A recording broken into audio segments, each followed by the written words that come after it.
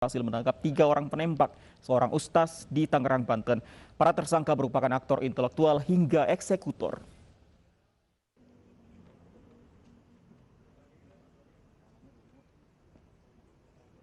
Tiga pelaku penembakan seorang ustadz yang membuka pengobatan alternatif di Tangerang, Banten ditangkap tim gabungan Ditreskrimum Polda Metro Jaya dan Polres Metro Tangerang Kota.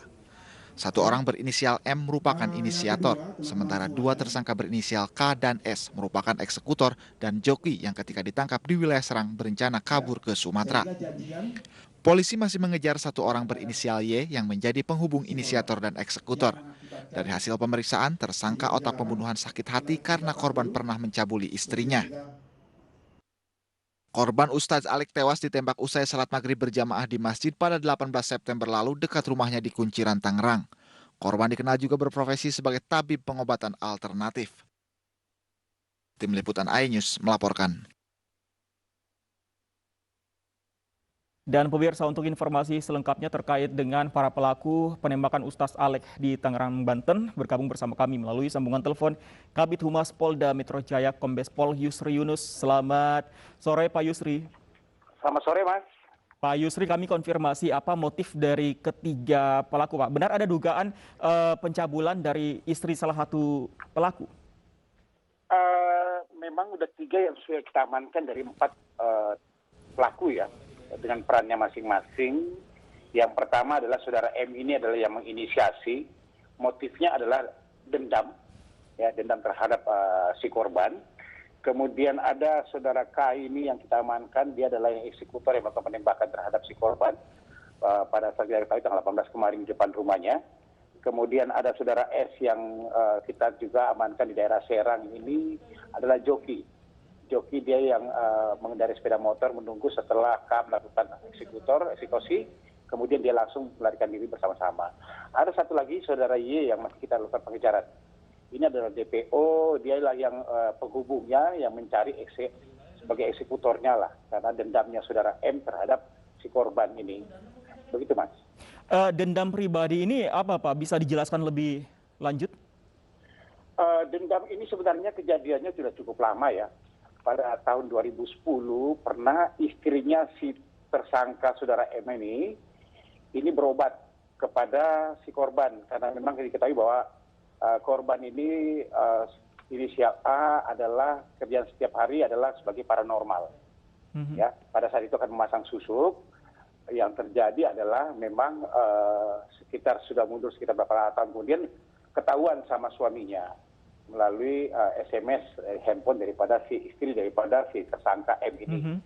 Kemudian disuruh mengaku juga tidak, pada tahun 2019 yang lalu lah, pada saat dia menaikkan haji, itu baru dia mengaku di sana. Itulah dendam pertama, bahwa memang dia mengakui dia sempat bersetubuh dengan si korban ini, ya, pada saat dilakukan perobatan pemasangan susuk itu, kemudian ada 2 kali dilakukan di dalam salah satu hotel ya, yang terakhir. Nah, dipicu lagi dengan informasi yang dia dapat, dia punya kakak itu cerai dengan keluarganya, istrinya itu juga sama sampai meninggal dunia, karena pernah juga melakukan hal yang sama dengan seperti istrinya, istri si tersangka ini. Itu yang dia dapatkan. Ini yang memicu sebenarnya, sehingga timbul dendam untuk menghabisi si korban ini. Dan itu dia laksanakan melalui saudara Y yang mencarikan dengan biaya 60 juta. Senjata memang dari si saudara M sendiri, kemudian pembagiannya 50 juta untuk eksekutor, kemudian 10 juta untuk penghubung ini. Begitu, Mas.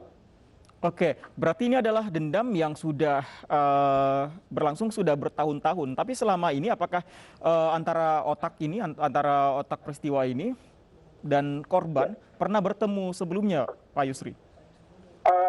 Memang pernah dia mencoba untuk melaporkan, ya, kemudian dia karena istrinya pada saat itu sempat trauma ya, bahkan sempat melakukan bunuh diri sehingga dia cabut kembali laporannya pada saat itu. Dari situlah kemudian juga awal kita melakukan pemeriksaan untuk mengumpulkan bukti-bukti dan juga keterangan seperti itulah. Dari itulah kita mulai. Kemudian berhasil kita mengetahui dari hasil penyidikan oleh tim Krimum Polda Metro Jaya bersama-sama dengan dari tim penyidik dari Polres Metro Tangerang Kota dan yang dibentuk oleh tim ini. Kemudian kita berhasil mengamankan tersangka M hari Kamis yang lalu. Hari Kamis yang lalu, yang tersangka 2 lagi kita amankan kemarin pada saat dia akan melarikan diri ke Sumatera. Oke, ancaman untuk ketiga pelaku dan 1 pelaku yang masih kabur ini, Pak Yusri? Kita ancam dengan pasal 340 KUHP ya, pembunuhan berencana. Kita subsidiarkan di 338, ancamannya adalah cukup tinggi, sampai dengan hukuman mati. Baik, kita akan tunggu bagaimana kasus ini akan bergulir. Terima kasih Pak Yusri Yunus untuk informasinya bersama kami. Selamat sore Pak Yusri. Sama-sama, terima kasih.